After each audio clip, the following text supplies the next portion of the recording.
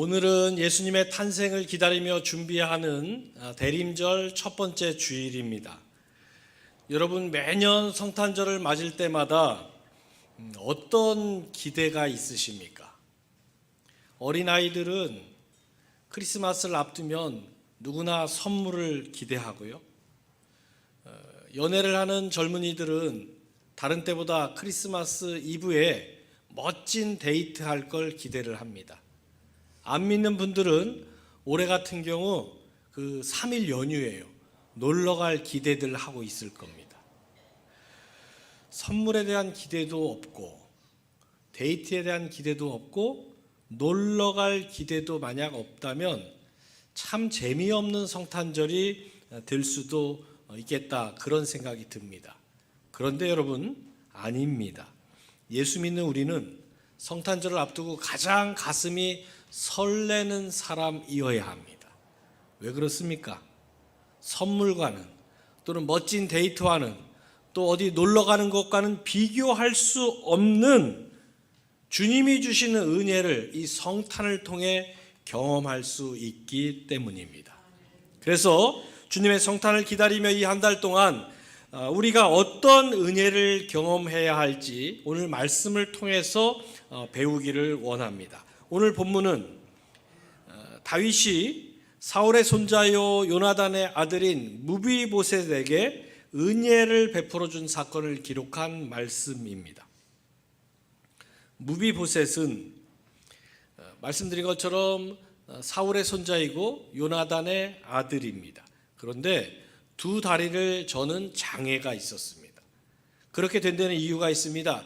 이 무비보셋이 5살일 때 그의 아버지 요나단과 할아버지 사울왕이 길보아산 전투에 나갔다가 거기서 아주 비참하게 전사를 하게 됩니다. 여러분, 왕과 왕자가 죽었으니 그 전쟁은 이미 결론이 난 겁니다. 전쟁만 결론이 난 것이 아니라 왕과 왕자가 죽은 그 왕조가 어떻게 되겠습니까? 당장 그 왕조가 몰락 직전에 놓인 것이지요. 이걸 알게 된 이 무비보셋의 유모가 5살짜리 이 무비보셋을 안고 황급하게 왕궁을 빠져나가 도망을 쳤습니다.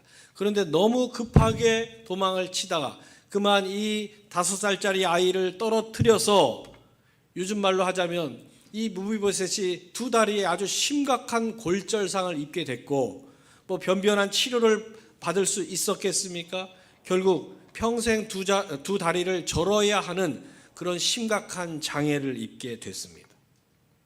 또 사울의 손자다 그러면 망한 왕조의 후손이니까 사람들이 그대로 내버려 두겠습니까?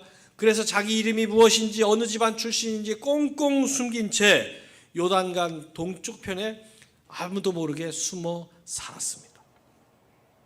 이런 무비보셋이었는데 다윗이 그를 찾아내죠. 찾아낸 다음에 어떤 복수를 한 게 아니라 왕궁으로 초대해서 그의 할아버지 사울왕의 모든 재산을 다 돌려주고 그를 아들같이 대해 주었습니다. 여기까지가 오늘 본문이 담긴 사무엘하 9장의 전체 내용입니다. 여러분, 다윗은 우리가 잘 아는 것처럼 정말 드라마틱한 인생을 산 사람이고, 그가 경험한 일들, 그가 이뤄낸 업적들 살펴보면 굉장히 많습니다. 그런 것들에 비해서 오늘 본문에 나오는 내용은, 이 요나단은 다윗의 둘도 없는 친구 아닙니까? 친한 친구의 아들이 어려움에 처해 있는데 그를 거두어 주었다, 도와주었다, 그냥 미담 정도로 소개되고 그 정도로 기억될 만한 일이라고 할 수 있을 겁니다. 그런데 말씀드린 것처럼 사무엘하 9장 전체를 통틀어서 이 사건을, 이 이야기를 소개하고 있습니다. 왜 이렇게 성경 한 장 전체를 할애해서 그 무비보셋의 이야기를 자세히 소개하고 있습니까? 여기에는 하나님이 주시는 두 가지 중요한 신앙의 교훈이 있기 때문입니다. 첫 번째로, 은혜는 받기만 하는 게 아니라 갚아야 하는 것입니다. 이걸 오늘 말씀이 잘 보여줍니다. 무비보셋은 말씀드린 것처럼 사울왕의 손자입니다. 그래서 그 왕인 사울이 죽고 그 다음 아들이자 왕자인 요나단이 죽었으면 그 다음 순번은 당연히 무비보셋이 왕위를 계승할 순번이었습니다. 그래서 우리가 사극 같은 것을 보면 왕조가 바뀌면 어떻게 되죠? 전에 왕조가 망하고 새 왕조가 들어서면 대개 두 가지 중 한 가지를 합니다. 하나는 전임 왕조에 남아있는 왕족들을 결혼을 통해서 아예 가족을 만들어 버립니다. 가족이 되면 어떻게 다른 짓을 못하니까요. 아니면 반대로 그 남아있는 왕족 전체를 한 사람도 남김없이 정말 씨를 말립니다. 다 죽입니다. 왜 그렇게 합니까? 반란의 불씨가 될 수 있기 때문입니다. 새로운 통일 이스라엘의 왕이 된 다윗 입장에서 이 무비보셋이라는 인물 얼마든지 나중에 반란의 불씨가 될 수 있는 그런 존재였습니다. 그래서 이 다윗이 볼 때 왕권을 지키려면 어떻게 해야 하는지 누구보다도 잘 알고 있는 사람이었습니다. 그런데 다윗은 이 무비보셋을 왕궁으로 맞아들였고 그를 아들처럼 대해 주었습니다. 이건 이례적인 행동이지요. 무비보셋도 그런 다윗의 행동에 오히려 놀랬습니다. 왜냐? 할아버지가 왕이고 아버지가 왕자였고 자신도 왕족으로 태어나면서부터 왕족으로 어려서부터 권력이라는 게 어떤 건지 너무나 생생하게 보고 자랐는데 자신의 경험으로는 자신의 상식으로는 몰락한 왕조의 후손이면 제거하는 게 맞는데 이렇게 후하게 대해 주니까 이건 무슨 꿍꿍이가 있는 거 아니냐? 그래서 오히려 두려워했습니다. 그러자 다윗이 무비보셋에게 본문 7절에서 이렇게 말하죠. 다윗이 그에게 이르되 무서워하지 말라. 내가 반드시 내 아버지 요나단으로 말미암아 내게 은총을 베풀리라. 그리고 실제로 사울의 모든 재산을 되찾아 무비보셋에게 돌려주었고 다윗의 식탁에서 함께 식사하도록 했습니다. 즉 가족처럼 대해 주었습니다. 여러분, 다윗이 왜 이렇게 했습니까? 그 이유는 자신의 왕권이 지금 이 왕의 자리가 어디서 왔는지 분명히 알고 있었기 때문입니다. 우리가 성경을 통해 또 역사를 통해 살펴본 것처럼 다윗은 그저 이렇게 추대받고 저절로 왕이 된 사람이 아닙니다. 치열한 권력 투쟁과 자신을 제거하려는 많은 공격과 음모 속에서 정말 힘겹게 극적으로 버텨내며 왕이 된 사람입니다. 하지만 더 정확히 말씀드리면 그 치열한 권력 투쟁 속에서 하나님께서 그를 지켜주셔서 왕이 될 수 있었던 것입니다. 다윗은 이걸 잊지 않고 있었습니다. 그래서 그런 은혜를 경험했기 때문에 무비보셋의 아버지였던 친구 요나단으로부터도 자신을 살려주는 은혜를 경험했었기 때문에 무비보셋을 반란의 대상으로 보지 않고 은혜 갚을 대상으로 보았던 것입니다. 그래서 그를 맞아 준 것입니다. 여러분 요한 1서 4장 20절을 보면 이렇게 말씀하고 있습니다. 누구든지 하나님을 사랑하노라 하고 그 형제를 미워하면 이는 거짓말하는 자니 보는 바 그 형제를 사랑하지 아니하는 자는 보지 못하는 바 하나님을 사랑할 수 없느니라. 하나님을 사랑하면서 형제를 미워하는 것은 거짓말하는 것이라는 겁니다.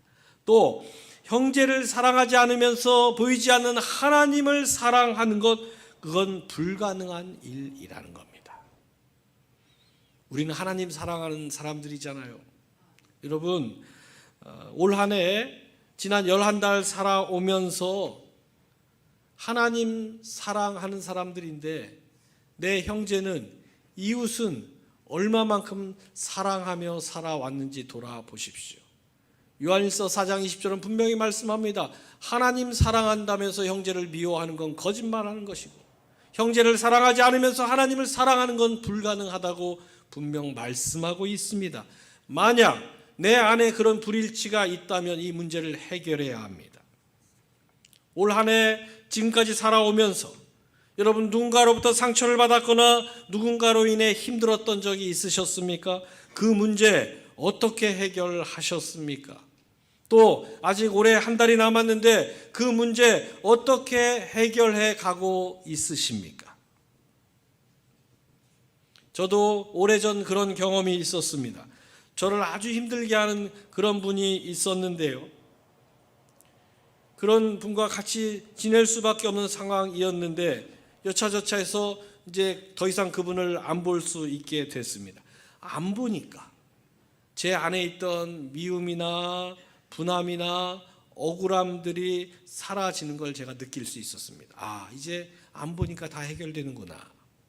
그런데 그게 진정한 해결 방법이 아니었다는 것을 몇 년 후에 깨달을 수가 있었습니다. 몇 년이 지난 후에 우연히 어떤 모임에 참석했다가 그분을 다시 만나게 됐어요. 그분도 거기 참석을 한 거예요.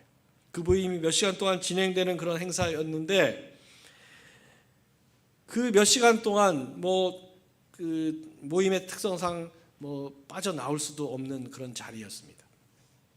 몇 시간을 그 자리에 있는데 제가 다 잊고 다 해결된 줄 알았는데 그게 아니었다라는 걸 그 몇 시간 동안 느꼈습니다. 그 사람이 이 자리에 함께 있다는 것을 생각하니까 잊은 줄 알았던 옛날 생각이 하나씩 떠오르기 시작하면서 제 마음을 불편하게 만드는데요. 그 몇 시간 동안 정말 얼마나 힘들고 그 자리에 있는 게 고통스러웠는지 모릅니다. 그 자리가 끝나고 돌아와서 왜 그랬을까 한번 생각해 보았더니 그 원인을 제가 깨달았는데 그 사람을 향한 미움이나 원망이나 분노가 감춰져 있었던 것이지 없어진 게 해결된 게 아니었던 것입니다. 여러분, 감춰진 것을 없어졌다고 해결됐다고 오해하지 마시기 바랍니다. 그래서 그때 일을 통해 저는 예수님께서 왜 원수를 사랑하고 핍박하는 자를 위하여 기도하라고 말씀하셨는지 비로소 깨달을 수 있었습니다. 그냥 원수 미워하지 마 그렇게만 말씀하셔도 그것도 쉬운 일이 아닌데 원수를 사랑하고 너 핍박하는 자를 위해 기도하라고 거의 불가능해 보이는 그런 요구를 우리에게 왜 하십니까? 이유가 있는 것이죠. 제가 그 일을 통해 깨달은 것은 원수는 사랑하지 않으면 미워할 수밖에 없기 때문입니다. 그래서 힘든 거 아시지만 원수를 사랑하라고 하신 것입니다. 그래야 그 미움의 문제가 해결될 수 있기 때문입니다. 올해의 마지막 달을 시작하신 성도 여러분 안에 아직도 해결되지 않는 분노나 미움이나 원망이 남아 있으십니까? 아직도 여러분 주변에 원수 같은 존재가 남아 있습니까? 어떻게 하시겠습니까? 시간이 간다고 그 문제는 저절로 해결되는 게 아닙니다. 해가 바뀐다고 그 문제가 완전히 사라지는 것도 아닙니다. 그래서 올해가 가기 전 예수님의 이 말씀을 기억하고 꼭 실천하시기 바랍니다. 마태복음 5장 44절의 말씀입니다. 나는 너희에게 이르노니 너희 원수를 사랑하며 너희를 박해하는 자를 위하여 기도하라. 여러분, 이 말씀을 주신 이유는 이렇게 하면 여러분의 원수가 변화되고 여러분에게 상처 준 사람들이 변화되기 때문이 아닙니다. 이 말씀은 상처받고 힘들어하는 여러분 자신을 위해서 주님이 주신 것입니다. 주님의 1차 관심사는 그 일로 인해 상처받고 힘들어하고 고통받고 있는 여러분의 회복입니다. 여러분 어떻게 회복시킬까? 주님은 아픈 마음으로 원수가 있거든 사랑하고 핍박하는 자가 있거든 기도하라고 말씀하셨습니다. 이 말씀대로 살아야 여러분의 분노와 원망이 여러분을 넘어뜨리지 않고 악을 악으로 갚고 싶은 유혹에서 해방될 수 있기 때문입니다. 순교자 스데반을 보십시오. 자신을 죽이려고 돌 던지는 사람들을 향해서 죽기 직전까지 주여 저들의 죄를 용서하여 주옵소서라고 기도했습니다. 그래서 우리는 그의 기도를 용서의 기도로 기억하고 있습니다. 죽기 직전까지 그렇게 멋있게 기도하는 참 위대한 사람이다, 그렇게 흔히 기억합니다. 하지만 여러분, 그 기도는 용서의 기도가 아닙니다. 분노와 원망에 무너지지 않으려는 스데반의 처절한 영적 싸움이었던 것입니다. 그 상황에서 나를 비난하고 저주하고 욕하며 돌을 던지는 그 상황에서 여러분 가만히 있으면 저절로 그 문제가 해결될까요? 내 안에서, 내 악한 본성 속에서 스멀스멀 기어오르는 그들을 향한 분노와 원망과 증오와 저주가 내 안에서 나오지 말란 법이 없는 겁니다. 스데반도 똑같은 사람이에요. 그래서 그 원망이나 분노나 저주나 미움에 넘어지지 않으려고 이 악물고 주여 저들의 죄를 용서하여 주옵소서, 그렇게 처절하게 영적 싸움을 했던 것입니다. 그리고 이 싸움에서 스데반은 악을 악으로 갚지 않고 선으로 악을 이김으로써 마지막까지 자신을 지킬 수 있었습니다. 여러분, 다시 말씀드립니다. 원수를 사랑하고 핍박하는 자를 위해 기도하라는 주님의 말씀은 그 대상을 위한 것이 아니라 여러분 자신을 위해서, 여러분을 지키시기 위해 주님이 주신 은혜의 말씀이라는 것을 분명하게 기억하십시오.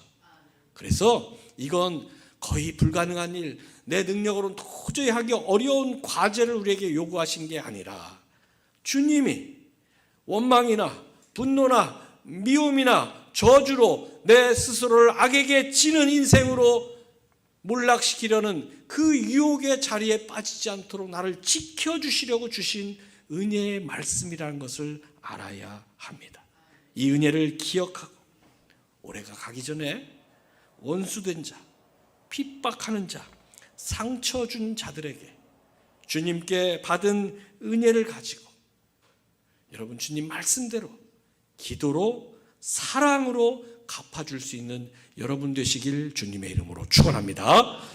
두 번째로, 고난은 은혜를 경험하는 아주 귀한 기회가 됩니다. 무비보셋이 이걸 아주 잘 보여주고 있는데요. 그의 할아버지 사울과 아버지 요나단은 말씀드렸던 것처럼 길보아산 전투에서 전사를 했는데 그냥 그때는 총이 없었겠죠. 활에 맞고 그렇게 장렬하게 전사하는 그런 게 아니었어요. 성경을 보면 아주 비참하게, 정말 처참하게 죽임을 당합니다. 자기 아버지와 할아버지가 그렇게 죽고 자신은 도망가다가 평생 두 다리를 절어야 하는 그런 심한 장애를 갖게 됐고, 망한 왕족의 후손으로서 내가 어느 집안 출신이다, 내 아버지가 내 할아버지가 누구다라고도 어디 가서 말 못할 그런 숨어 살아야 하는 그런 처지에 놓여 있었으니 무비보셋의 그 심정이 어떻겠습니까?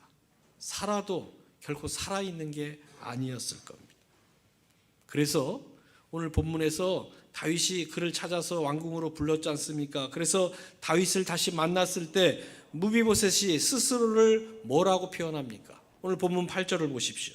그가 절하여 이르되 이 종이 무엇이기에 왕께서 죽은 개 같은 나를 돌아보시나이까 하니라. 여러분, 예전에 봤던 영화 중에 개 같은 내 인생 그런 제목의 영화도 있긴 있어요. 그런데 사람들이요, 웬만해서는 아무리 자기가 힘들고 어려워도 자기 삶을, 자기를 내 인생은 개 같은 인생이다, 나는 개 같은 존재다, 그렇게 말 안 합니다. 그렇게도 말 안 하는데 무비보셋은 거기에 한마디 더 붙이죠. 죽은 개 같은 나라고 자신을 표현하고 있습니다. 왜 그렇게 말합니까? 그만큼 자신의 처지가 비참하고 비루했기 때문입니다. 그런데 여러분, 오늘 말씀을 보십시오. 무비보셋의 이 비참하고 비루한 처지가 오히려 은혜를 경험하는 기회가 됐습니다.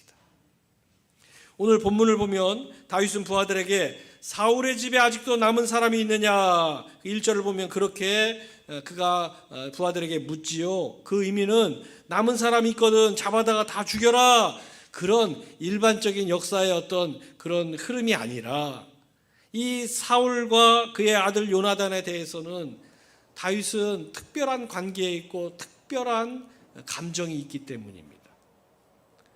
사울이 다윗에게 누굽니까? 장인이었습니다.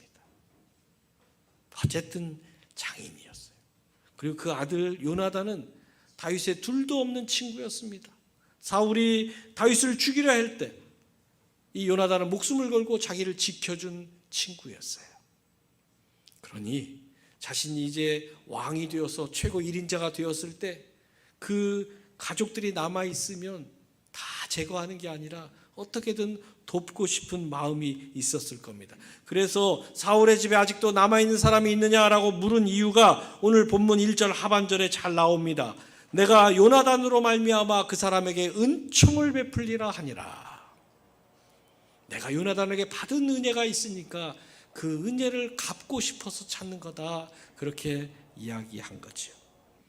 여기까지는 얼마든지 그럴 수가 있습니다. 그래서 무비보셋을 만나게 됐는데요, 여러분 만약에 그렇게 찾아서 만난 무비보셋이 딱 보니까 뭐 키도 한 2m에다가 덩치도 어마어마하게 좋고 힘도 좋고 싸움도 잘하고 이야기를 나눠보니까 내가 왕족의 후예인데 비참하게 죽은 내 아버지와 할아버지의 원수를 갖고 내가 이 몰락한 왕조를 다시 세울 것이다, 만약 그런 이야기를 비분관계에 찬 그런 심정으로, 어떤 야심과 어떤 원망과 어떤 회한에 찬 심정으로 그런 이야기를 막 털어놓았다고 가정해 보십시오. 그 이야기를 다윗이 들었다면 어떻겠습니까? 그래도 측은하게 여겼겠습니까? 아니면 이 친구 그대로 뒀다가는 나중에 내 등에 칼을 꽂겠구나라는 위협감을 느꼈겠습니까? 다윗은요, 현실 정치인이에요. 아까도 말씀드린 것처럼 권력의 속성을 누구보다도 잘 아는 사람입니다.